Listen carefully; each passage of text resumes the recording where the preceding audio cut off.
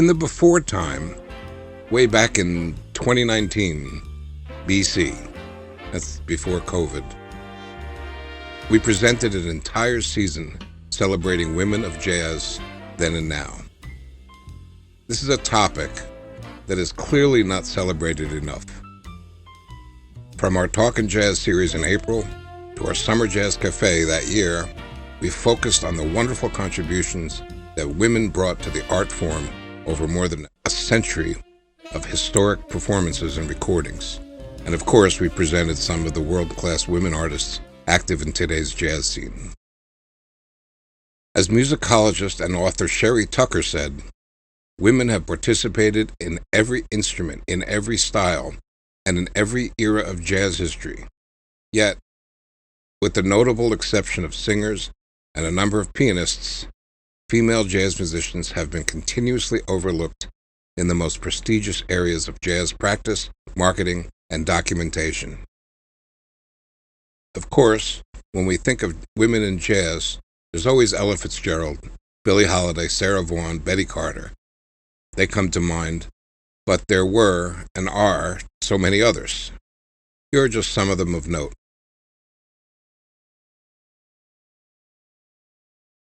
Didn't quite get that? Here it is again. Pay attention this time. Seriously though, in the early 1920s, the songs and fame of Lil Hardin Armstrong and Bessie Smith encouraged women to pursue careers in the pop music of the day.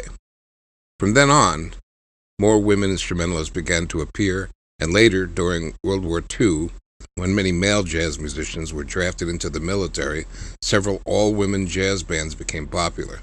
Of course, when the men returned after the war, all of the women were let go.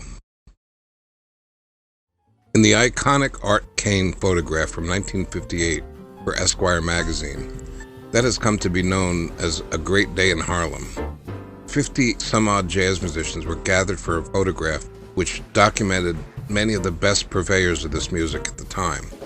50-some-odd men, and I count only 3 women: Marion McPartland, Maxine Sullivan, and Mary Lou Williams. Today, as colleges and universities have embraced music education with whole departments dedicated to jazz, opportunities for women jazz players are on the rise. There are, of course, several women who have shattered boundaries and persevered with a career that no one could ever question, such as the artists we're showcasing today.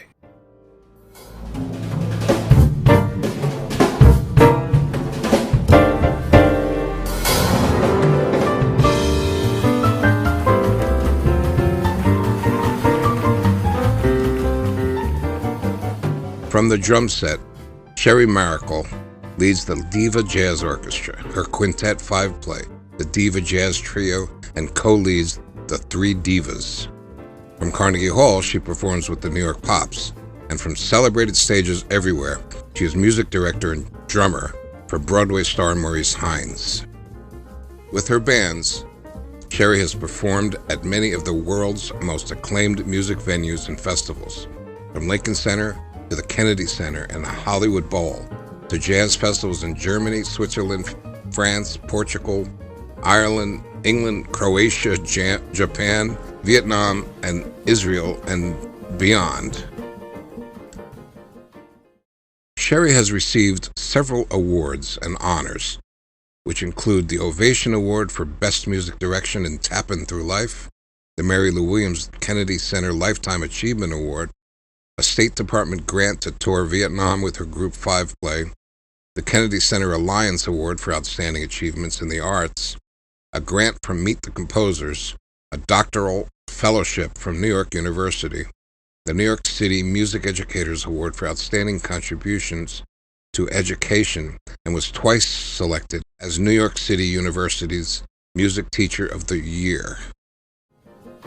In addition to numerous features in televised broadcasts of award ceremonies, soundtracks, and specials, her largest ensemble, the Diva Jazz Orchestra, made up of 15 outstanding musicians who all just happen to be women, co-stars in the award-winning documentary film, The Girls in the Band.